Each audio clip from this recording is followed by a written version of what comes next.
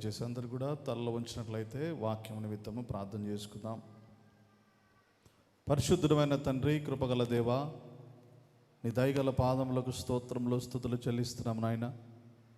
ఈ యొక్క మధ్యకాల సమయంలో నీ పునరుద్ధారాధనలో చేరి నిన్ను స్తుతించుటకు మాకు ఇచ్చినటువంటి ధన్యతను బట్టి కోట్ల స్తుతులు స్తోత్రములు చెల్లిస్తున్నాం. ఎందరికి వెళ్ళి నీ భాగ్యము తండ్రి దేవా మాకు ఇచ్చినందుకు మీకు వందనాలు.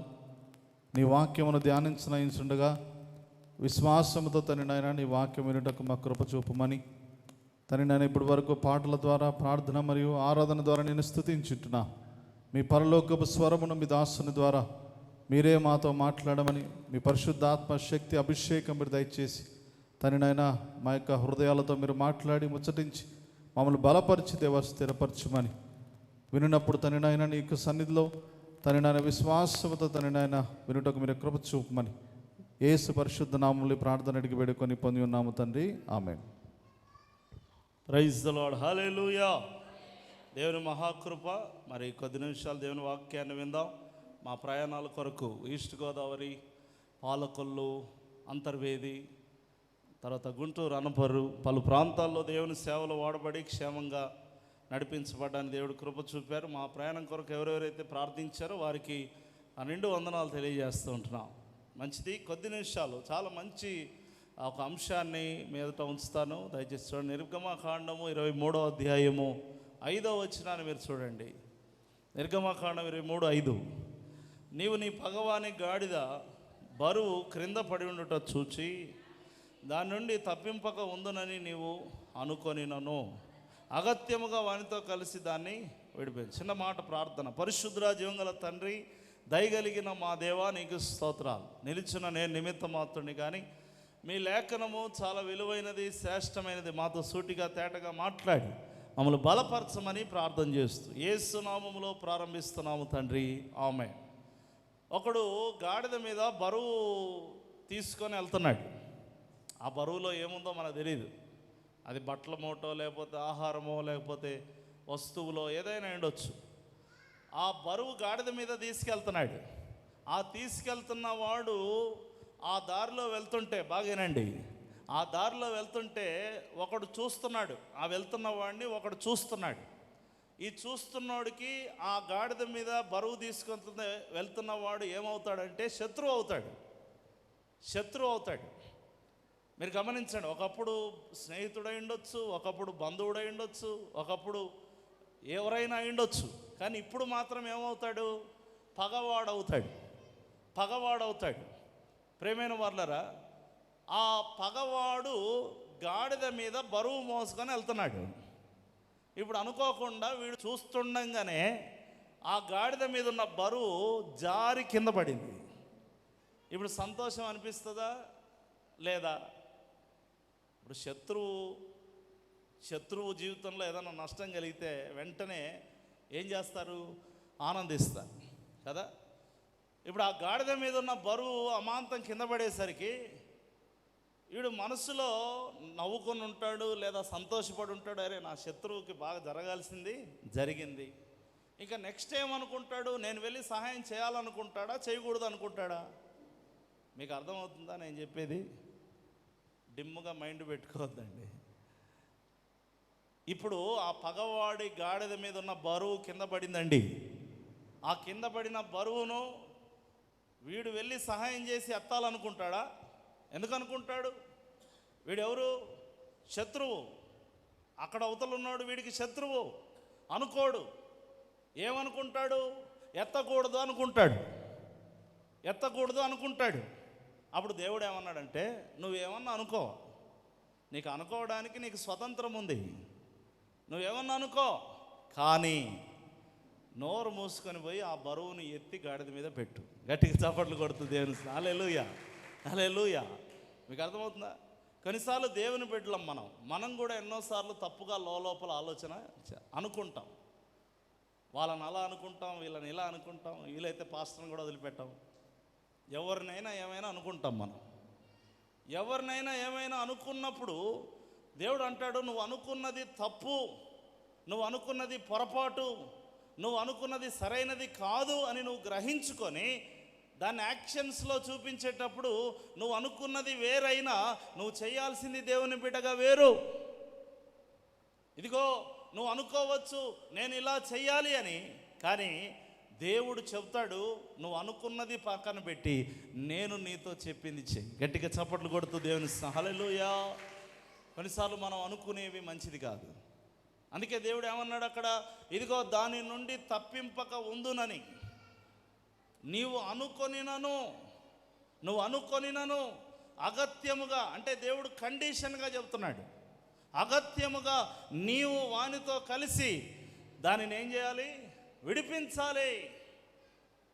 నువ్వు ఆ బరువు ఎత్తాలి. నువ్వేమనుకున్నావో అనుకో, నాకు అనవసరం, కానీ నువ్వు నా కుమారుడివి, నువ్వు నా కుమార్తెవి. నువ్వు అనుకున్నది తీసుకెళ్ళి చెత్తపుట్లో పడి నేను చెప్పింది నువ్వు చెయ్యి. అప్పుడు నీ సాక్ష్యము దీవించబడుతుంది. నీ యొక్క జీవితంలో ఒక మంచి పేరు నువ్వు పొందుతావు. అరే, శత్రువు మూట పడితే కూడా వెళ్ళి ఎత్తి పెడుతున్నాడే, శత్రువుకు కూడా సహాయం చేస్తున్నాడే. ఎక్కడి నుంచి వచ్చింది ఇంత అంటే దేవునికి మహిమ కలుగుతుంది. గట్టిగా చప్పట్లు కొడుతూ దేవుని స్తుతిద్దాం. హల్లెలూయా, హల్లెలూయా. అనుకునే విషయంలో తప్పుగా అనుకొని ఎంతమంది ప్రియమైన వారులారా నశించిపోతున్నారు. మీరు ఏమనుకుంటున్నారు? మీరు అనుకోవడానికి మీకు స్వేచ్ఛ ఉంది. నేను అనుకునేది బయటికి ఎవరికి తెలియదు కదా, దాన్ని ఎవరు గుర్తుపట్టలేరు కదా. ఇప్పుడు మీరు మాట్లాడేది అయితే గుర్తుపడతారు, కానీ మీరు అనుకునేది ఎవరికి తెలుస్తుంది? మీరు ఏమనుకుంటున్నారో ఇప్పుడు పక్కన ఉన్న వాళ్ళని మీరు పొరపాటున అడగండి, పక్కకి తిరిగి నేను ఇప్పుడు ఏమనుకుంటున్నా చెప్పు అని ఎవరికి తెలియదు. మనుషుని ఆలోచనలు లోతు నీళ్ళ వంటివి. మామూలుగా పై నీళ్ళు అయితే కింద రాళ్ళు ఉన్నాయా, రప్పలు ఉన్నాయా, ఏమున్నాయి కనిపిస్తాయి. లోతు నీళ్ళల్లో ఏముందో ఎవరికి కనిపించదు. మనుషుని హృదయంలో ఏముందో ఎవరికి కనిపించదు. పైకి మంచి ఆలోచనలు కలిగి ఉన్నట్టున్న వాళ్ళు కూడా లోపల దుష్ట ఆలోచనలు కలిగి ఉంటారు. నీ ఆలోచన చెడ్డదైతే చాలా తప్పు. శత్రువు కూడా సహాయము చేసిన ఒక మంచి గుణాన్ని దేవుడు, ఒకసారి ఒక గురువు తన శిష్యులకు అందరికీ కూడా అద్భుతంగా ఎన్నో పాఠాలు నేర్పించి అలా విహారయాత్రకి తీసుకెళ్ళాడంట, కొంచెం సేద తీరడానికి. వారు ఒక అడవి ప్రాంతం గుండా వెళ్తున్నారు. ఆ చెట్ల మధ్యలో మంచి వాతావరణంలో ఆ గురువుతో కలిసి శిష్యులు కూడా, ఆ గురువుగారు చాలా బాగుంది వాతావరణాన్ని మొత్తం నడుస్తున్నప్పుడు ఒక బురదలో ఒక తేలు కొట్టుమిట్టాడుతుంది. ఆ తేలు బయటికి రాలేక అది ఇబ్బంది పడుతుంది. అప్పుడు గురువుగారు ఆ తేలుకు సహాయం చేయడానికి వెళ్ళి దాన్ని బయటికి తీస్తుంటే అది తెలియక మాటికి ఆ గురువుని కుడుతుంది. ఈయన దాన్ని బయటికి తీయడానికి ప్రయత్నం చేస్తున్నాడు. అదేం చేస్తుంది, కుడుతున్నప్పుడు పక్కనున్న శిష్యులు అన్నారు, కాదు సార్, అది మీరు సహాయం చేస్తున్నారన్న బుద్ధి కూడా దానికి తెలీదు, దాని బుద్ధి అది చూపిస్తుంది, మిమ్మల్ని అది కుడుతూనే ఉంది, మీకు మరి చాలా నష్టం కలుగుతుంది, గాయం కలుగుతుంది, నొప్పి కలుగుతుంది, కాబట్టి దయచేసి దాన్ని వదిలేసేయండి. ఆ బురదలో అది పడి సస్తదే, దాని బురదలో అది ఇరుక్కొని పోయి చచ్చిపోద్ది, దాన్ని మీరు ఏం చేయండి, వదిలేసేయండి అని అన్నప్పుడు ఆ గురువు అయినా కూడా వినకుండా దాని బురదలో నుంచి బయటికి తీసి దాన్ని బయట పెట్టి వదిలేశాడు. అది చక్కగా తన దారిన తాను వెళ్ళిపోయిన తర్వాత శిష్యుల వైపు చూసి ఆ గురువు అన్నాడంట, బాగేనండి, ఆ తేలు ఏం గుణం చూపించింది అంటే దాని గుణం అది చూపించింది. అప్పుడు ఈ గురువు అన్నాడంట, మరి నా గుణం నేను చూపించొద్దా అన్నాడంట. గట్టిగా చప్పట్లు కొడుతూ దేవుని స్తుతిద్దాం. హల్లెలూయా. దాని గుణం అది చూపించింది కదా, దాని గుణం అది విసుక్కోకుండా చూపించింది. మాటికి పొడుస్తుంది, మాటికి అంటే దాని గుణము చూపించడానికి ఎంతసేపు అయినా అది సిద్ధంగా ఉంది. నేను కూడా నా గుణం చూపించడానికి నేను ఎంతసేపు అయినా సిద్ధంగా ఉన్నాను. ఈరోజు ప్రియమైన వారులారా, ఇదిగో నీ పిల్లలు చెడ్డవారా, ఇదిగో నీ కోడలు చెడ్డదా, ఇదిగో నీ అత్త చెడ్డదా, ఇదిగో లేకపోతే నువ్వు పెళ్లి చేసుకున్న నీ సొంత భర్తే చెడ్డవాడా, నీ భార్య చెడ్డదా, వాళ్ళ గుణం వాళ్ళు చూపించిన నీ గుణం నువ్వు చూపుదువు కాక. దేవునికి స్తోత్రం. హల్లెలూయా. నీలో యేసయ్య గుణం ఉంది. ఇదిగో వాడు పగవాడే, వాడికి సహాయం చేయకూడదన్న ఆలోచన నాలో ఉంది, వాడికి సహాయం చేయకూడదు. ఇంకా చెప్పాలంటే సహాయం గురించి పక్కన పెడితే వాడి బరువు కింద పడినందుకు నా మనసులో ఆనందం ఉంది. ఒక మనిషిగా నేను బలహీనుణ్ణే, కానీ నా దేవుడు నాకు బోధించడం మొదలుపెట్టాడు. నువ్వేమనుకుంటున్నావో నాకు అనవసరం, నువ్వు నా కుమారుడివి, నువ్వు వెళ్ళి ఆ బరువును ఎత్తు, నువ్వు వెళ్ళి ఆ బరువును ఎత్తు, సహాయపడు. ఈరోజు నేను తెలియజేస్తున్నాను, మీరు దేవుని నడిపింపులో ఉంటే, దేవుని ఆలోచనలకు మీరు గనక ఒక ప్రాధాన్యత, ఒక ప్రశస్తమైన ఒక స్థానం మీరు ఇవ్వగలిగితే, ఎప్పుడో మీలో ఉండే పగలు చల్లారిపోతాయి. ఎప్పుడో మీ ద్వేషాలు, మీకున్నటువంటి ఆ భయంకరమైన కఠినత్వ బుద్ధులు ఏమైపోతాయి? తొలగిపోతాయి. మీ సొంత ఆలోచనలను బట్టి మీరు ఎంత నష్టపోతున్నారు.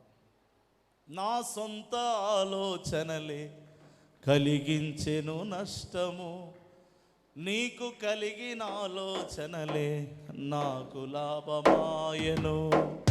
నా సొంత ఆలోచనలే కలిగించెను నష్టము, నీకు కలిగిన ఆలోచనలే నాకు లాభమాయను.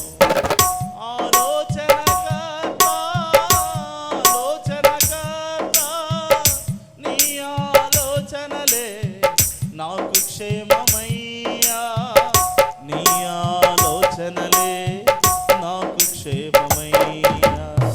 కరుణగల యేసయ్యా, నా జీవితానికి నీవే చాలు, నీ ప్రేమే చూపలు. నేనేమైపోదునో నీ కృపయే లేకపోతే నాకు ఊపిరి లేదయ్యా. దేవునికి స్తోత్రం, హల్లెలూయా. మొదటిది ఏమనుకోవాలి అని చెబుతున్నాను నేను ఈరోజు. మీరు పైన అంశం రాసుకోండి. ఏమనుకోవాలి? నువ్వు ఏమన్నా అనుకో, కానీ చేయాల్సింది మాత్రం కరెక్ట్గా ఉండాలి. ఒక తండ్రి 2 కుమారులను పిలిచి ఒక పని చెప్పాడు. ఆ పని చెబుతున్నప్పుడు ఒకడు తన మనసులో అనుకున్నాడు, నేను దీన్ని చేయకూడదు, చేయను అని చెప్పేశాడు. ఎందుకంటే మనసులో అనుకున్నాడు చేయకూడదని. ఒకడు అబద్ధంగా నేను చేస్తాను అన్నాడు. ప్రేమైన వాళ్ళారా, మీరు గమనిస్తే బయటికి వెళ్ళిన తర్వాత నేను చెయ్యను అని చెప్పాడా? అనుకున్నాడు లోపల కూడా, నేను చేయకూడదు. అంతలేని చెప్తాడా? నేను చేయకూడదు అనుకున్నాడు. ఆ తండ్రి చెప్పిన బాధ్యత, ఆ తండ్రి చెప్పిన నడిపింపును తృణీకరించాడు. కానీ బయటికి వెళ్ళిన తర్వాత తాను అనుకున్నది తప్పు అని తెలుసుకొని ఉంటాడండి. గట్టిగా చప్పట్లు కొడుతుంది అని. హల్లెలూయా. బయటికి వెళ్ళిన తర్వాత తన తండ్రి చెప్పిన పని చేశాడు అనేది బైబిల్లో. కొన్నిసార్లు మనం తప్పుగా అనుకుంటాం. ఆ అనుకున్న దానిని సరి చేసుకునే అవకాశం దేవుడు మనకిస్తాడు, అవకాశం ఇస్తాడు. ప్రేమైన వాళ్ళారా, కొంతమంది అంతా జరగాల్సిన నష్టం అంతా జరిగిపోయిన తర్వాత నేను తప్పుగా అనుకున్నాను. ఏమనుకోవద్దు, నేను తప్పుగా అనుకున్నాను అంటారన్నమాట. ఒకసారి ఒక భర్త రైల్వే స్టేషన్లో ట్రైన్ దిగిన తర్వాత ఒక ఆవిడ వచ్చింది, సార్ కొంచెం ఒక చిన్న సహాయం అండి. ఏంటి? ఇదిగో ఈ పేపర్లో ఉన్న అడ్రస్ ఎక్కడుందో కాస్త చెబుతారా అంటే, ఇవ్వండి అమ్మా చెబుతాను. అడ్రస్ తీసుకున్నాడు.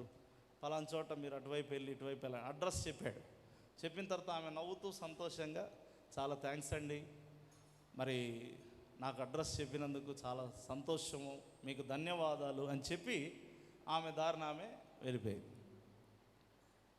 ఇప్పుడు ఇంటికి వచ్చేసరికి భార్య కోపంగా గిన్నెలు ఇసిరేస్తుంది, డేగిషాలు ఇసిరేస్తుంది, అన్నం పెట్టట్లా, కోపంగా తిరుగుతుంది, మాట్లాడట్లా.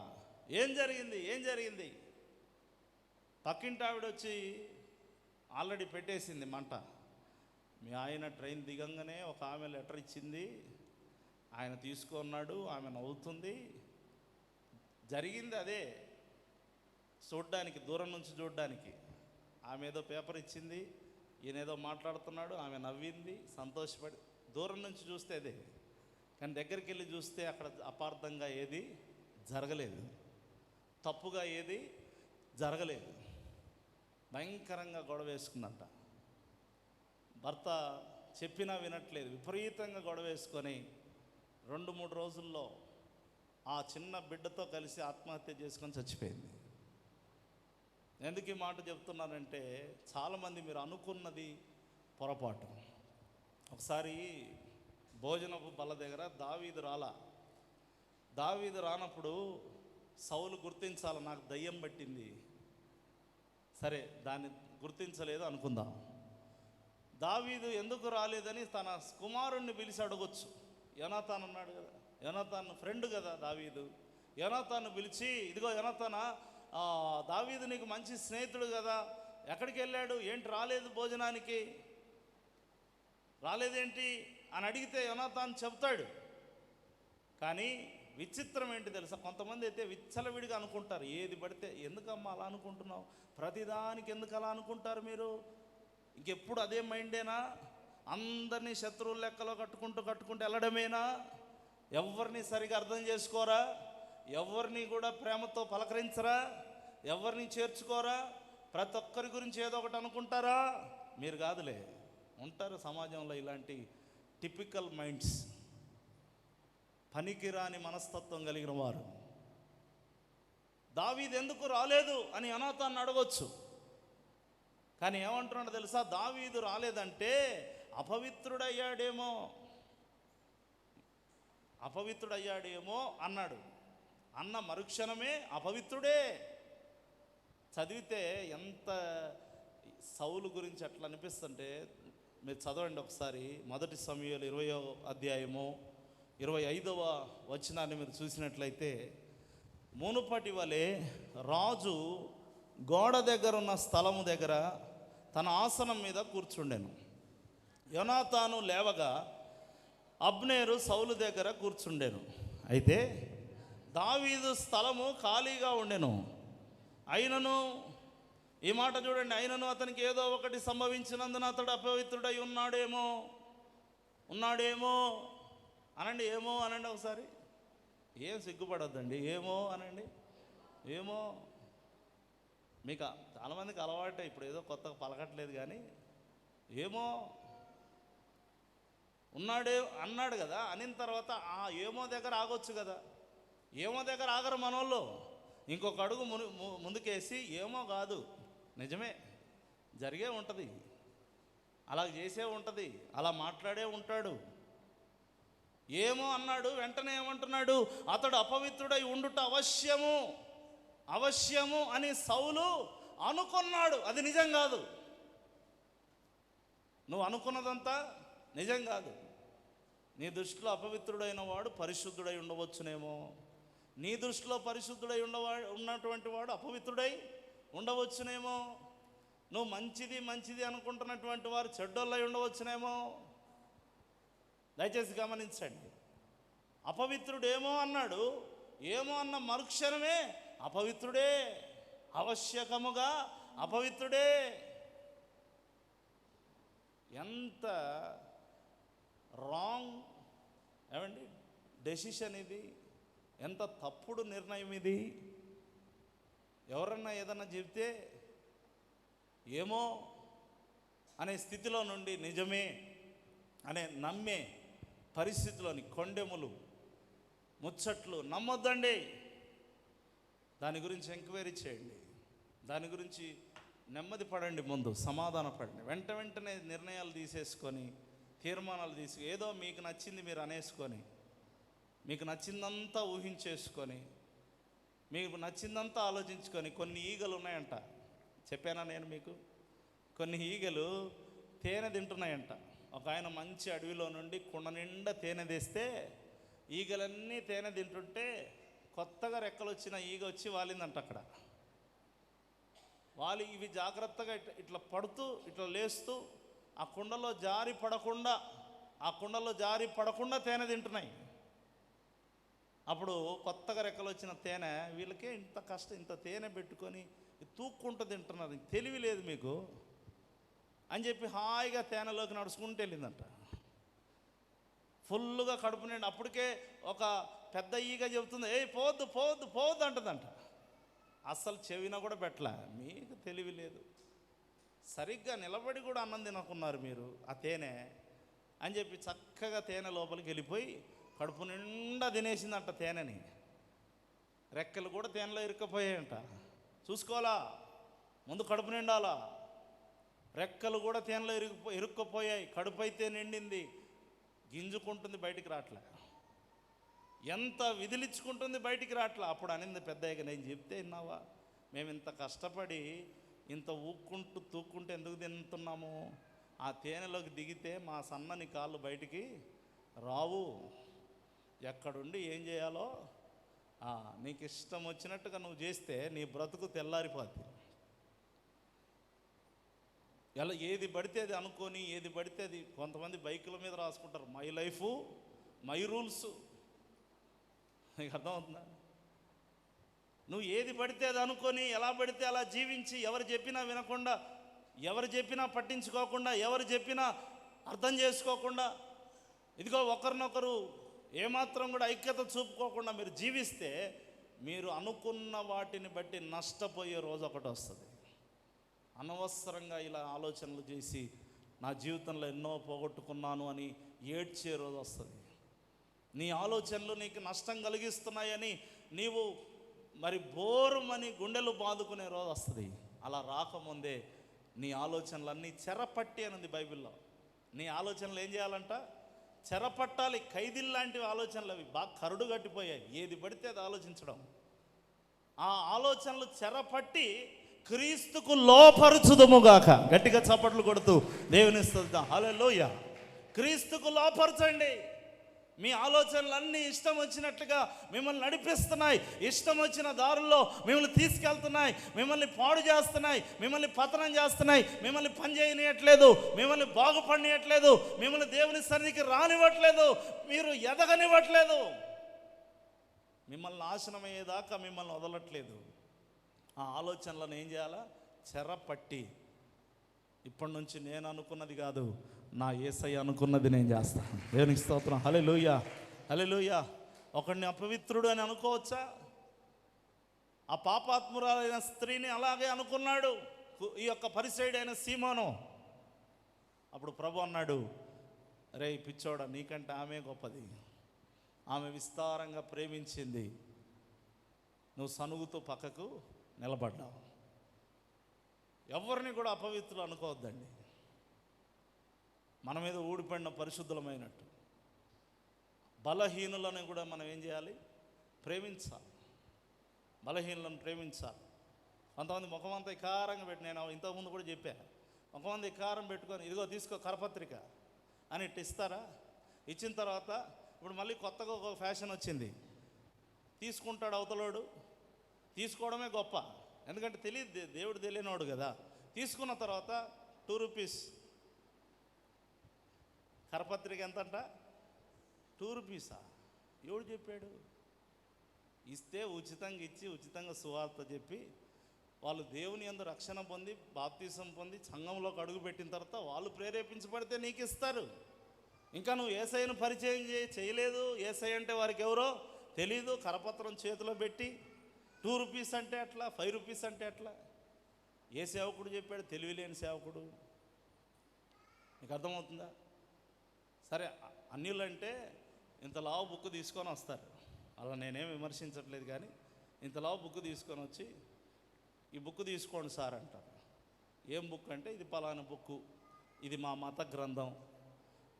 సరే ఇవ్వండి అని తీసుకున్నాం అనుకోండి, 2000 అంటాడు. ఎంతంట? అన్యుల్లాగా నువ్వు చేస్తే ఎట్లా? ఈరోజు నేను తెలియజేస్తున్నాను, దేవుని యొక్క బిడ్డలు, దేవుని పిల్లలు మనందరం కూడా మనం ఏదైతే అనుకుంటున్నామో, ఈరోజు అదే మన సందేశంలో చాలా విలువైనటువంటి మాట నేను మీకు జ్ఞాపకం చేస్తున్నాను. కొన్నిసార్లు మనం అనుకునేవి తప్పు, కొన్నిసార్లు మనం అనుకునేవి పొరపాటు, మనం అనుకునేవి తప్పు. ఈ ఏలి అనబడే దైవజనుడు ఆ హన్నాను చూసి అనుకున్నాడంట, ఈమె మత్తురాలై ఉన్నది అనుకున్నాడంట. బైబిల్లో ఉంది ఆ మాట. మీరు 1 సమూయేలు 1:13 మత్తురాలై ఉన్నది అనుకున్నాడు, తప్పుగా అనుకున్నాడు. ఈనాడు మీరు ఆలోచన చేయండి, కొంతమంది విశ్వాసులు సేవకుల్ని తప్పుగా అనుకుంటారు, కొంతమంది సేవకులు తప్పుగా అనుకుంటారు. ఒకసారి నయమాను ఉన్నాడు. నయమాను ఏలియా దగ్గరికి వస్తే దైవజనుడు బయటికి రాలా, ప్రార్థనలో ఉన్నాడు. మరి ఆయన ఒక నిష్ఠతో కూడిన నిర్ణయం అనుకోవచ్చు కదా, అది ఆయన ప్రార్థనలో ఉన్నప్పుడు బయటికి రాడేమో, కరెక్ట్గా ఆయన ప్రార్థన చేసే టయానికి నేను వచ్చానేమో. సరే, ఆయన ప్రార్థన టైం ఎప్పుడైపోతుంది, మళ్ళీ నన్ను ఎప్పుడు రమ్మంటారు అనొచ్చు కదా. అసలే పొగరు పట్టినాడు, వాళ్ళంతా రోగం వచ్చినా పొగరు తగల. కొంతమంది అలా ఉంటారులే, మనం మంచోళ్ళం. కానీ వాళ్ళంతా రోగం వచ్చింది, మనిషికున్న పొగరు తగ్గల. వచ్చాడు, అక్కడ గెహాజీ అనేవాడు ఉన్నాడు. ఉన్నాడా మీ అయ్యగారు? ఉన్నాడండి.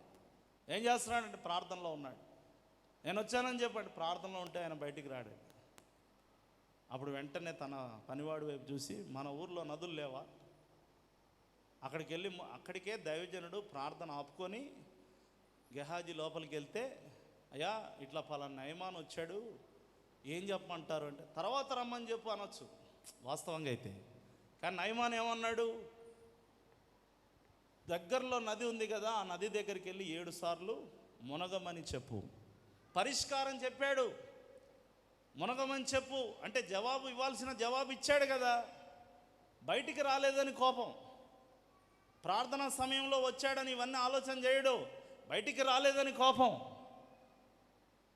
మీరు గమనించారు, కొంతమంది పని కట్టుకొని సేవకుడి మీద ద్వేషాలు పెంచుకుంటారు. అక్కడ అంత ద్వేషించాల్సిన కథ ఏమి ఉండదు. అక్కడ ద్వేషం పెట్టుకొని శత్రువు అయిపోవాల్సిన సీను అక్కడ ఉండదు.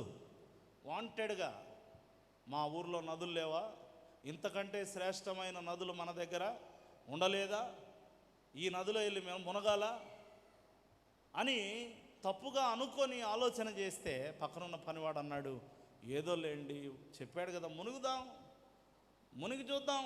అప్పుడు నయమాన్ అనుకుంటాడు, ముందు మునుగుతా, నాకు బాగా కాకపోతే చెబుతా నీ కథ అనుకొని వెళ్ళుంటాడు.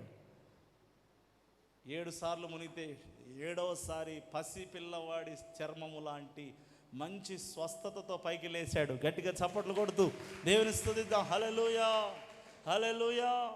ప్రియమైన వాళ్ళరా, ఈనాడు దైవజనులను తప్పుగా అనుకుంటున్నారా? పోనీ దైవజనులు కూడా విశ్వాసులను తప్పుగా అనుకోకూడదు, అపార్థం చేసుకోవాల్సిన అవసరం లేదు. ఈరోజు మీరు ఆలోచన చేయండి, ఎవరిని ఎవరు తప్పుగా అనుకోకూడదు, ఒకరిని అపవిత్రులు అని అనుకోకూడదు, లేకపోతే ఒకరిని శత్రువు అని అనుకోకూడదు. వదిలేసేయండి. బతికే 4 దినాలకి, కొద్ది రోజులకి, కొన్ని సంవత్సరాలకి అంత తతంగం అవసరం లేదు.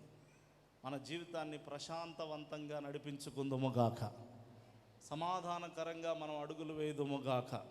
ఇంకొక సంఘటన నేను మీకు జ్ఞాపకం చేస్తాను, దయచేసి గమనించండి. పరిశుద్ధ గ్రంథములో నుంచి రాజుల మొదటి గ్రంథం 1వ అధ్యాయం 5వ వచనం చెప్పి నేను ముగించేస్తాను త్వరగా.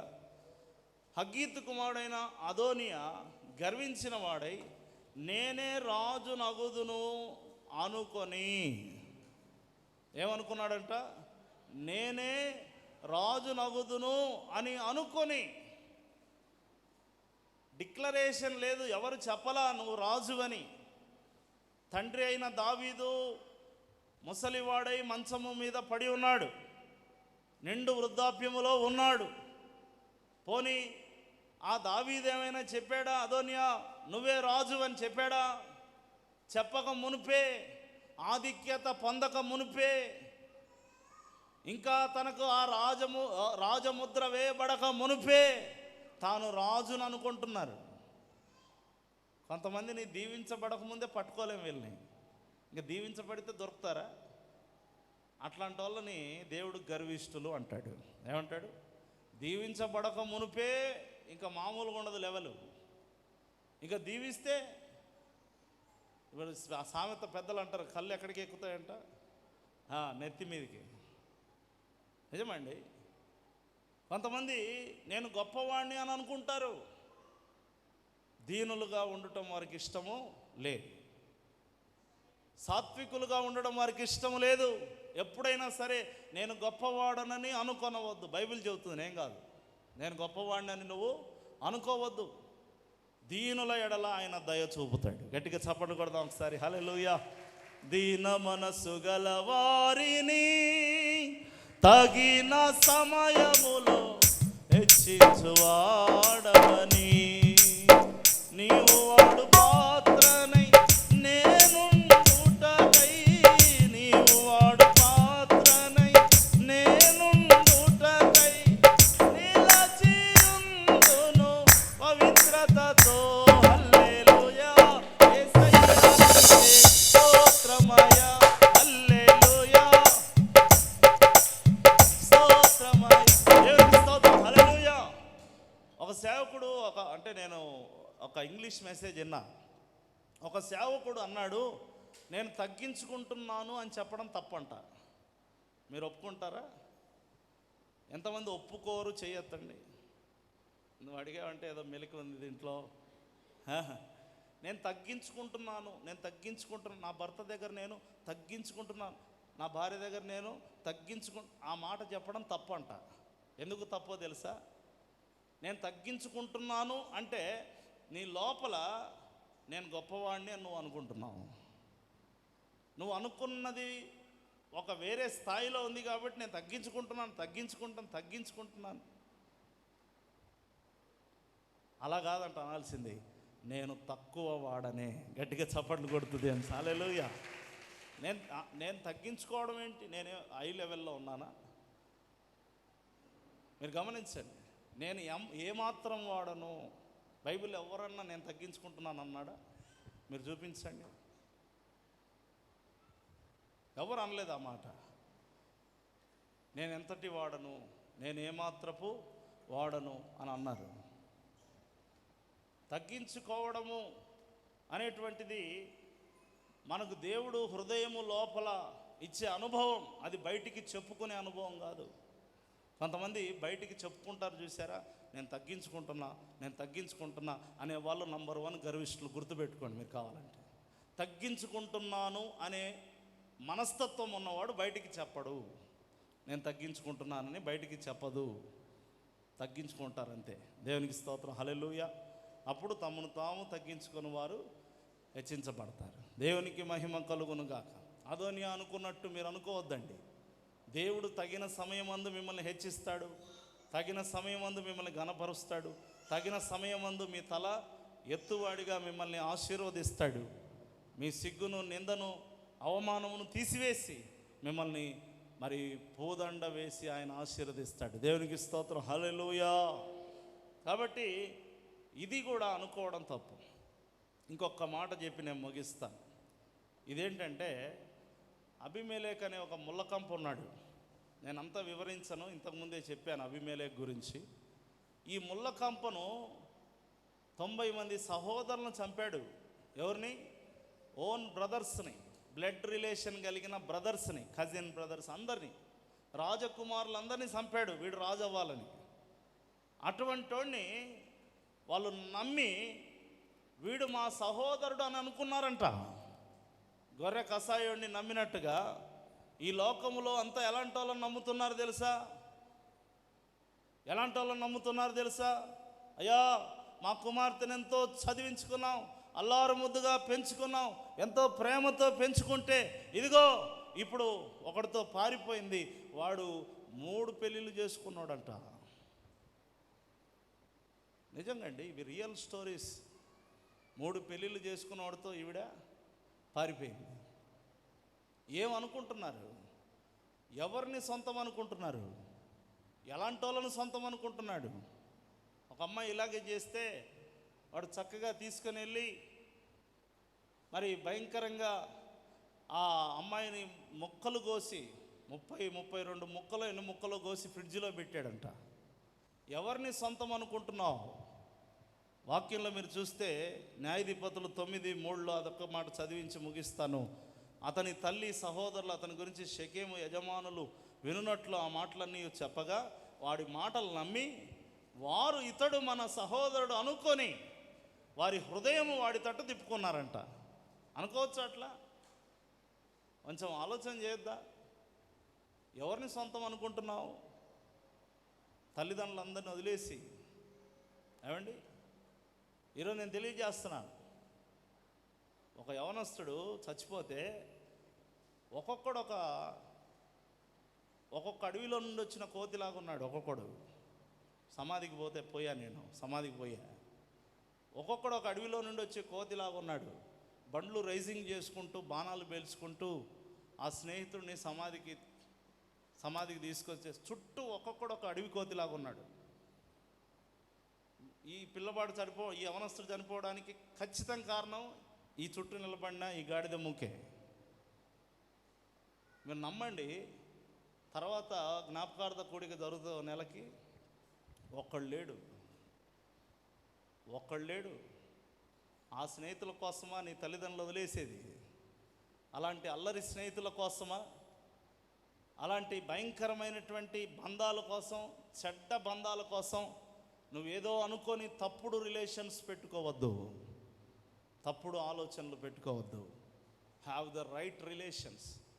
దేవునితో ఒక మంచి అనుబంధం, కుటుంబంతో ఒక మంచి అనుబంధం నీవు కలిగి ఉందువుగాక. నువ్వు ఏర్పరచుకునే ప్రతి బంధము నువ్వు అనుకొని చేసేదిగా ఉండకూడదు.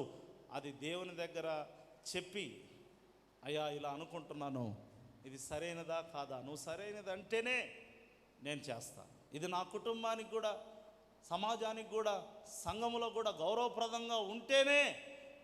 లేకపోతే అభిమేలేఖ లాంటి ముళ్ళ కంపల్ని పట్టుకున్నట్టే మీ బ్రతుకు తయారవుద్ది. పట్టణం అంతటిని మంటలు పెట్టి అడవిలో చెట్లు నరికించి తెచ్చి కాల్చేశాడంట పట్టణాన్ని. ఊరు తగలబెట్టినాడు వీడు. ఎందుకు? సహోదరుడు అని అనుకున్నందుకు. ఈరోజు మీరు ఎవరిని పడితే వాళ్ళని నా వాళ్ళు అనుకోవద్దండి, ఖచ్చితంగా దెబ్బతింటారు. కాబట్టి అనుకునే విషయంలో జాగ్రత్త పడండి. ఎందుకంటే అనుకునే దగ్గర సరి చేసుకుంటే మనం చేసే ప్రతి పని దేవుడు ఆశీర్వదిస్తాడు. ప్రార్థన చేసుకుందాం, ముగించేసుకుందాం. అందరూ కూడా మోకాళ్ళ మీదకి వచ్చి ప్రార్థన చేసుకుందాం.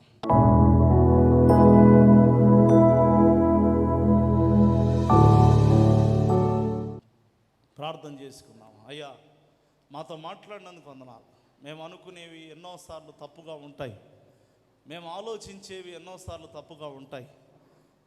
కానీ నీవు మమ్మల్ని గైడ్ చేసే దేవుడు అవుతండి. మా సొంత ఆలోచనలకి పక్కన పెడతాం. మేము ఏదైనా తప్పుగా అనుకుంటే సరి చేసుకుంటాం. తండ్రి, ఏ విధంగా అయినా సరే మా తలంపులు, మా ఆలోచనలు వద్దకు తీసుకొని వస్తాం. మేము అనుకున్నదంతా సరైనది కాదు అని మీరు మాకు స్పష్టంగా బయలుపరిచినందుకు వందనాలు. విత్తబడిన వాక్యం నీరు కట్టి ఫలింప చేయమని ప్రార్థన చేస్తూ యేసు నామములో పొంది ఉన్నాము తండ్రి. ఆమేన్, ఆమేన్.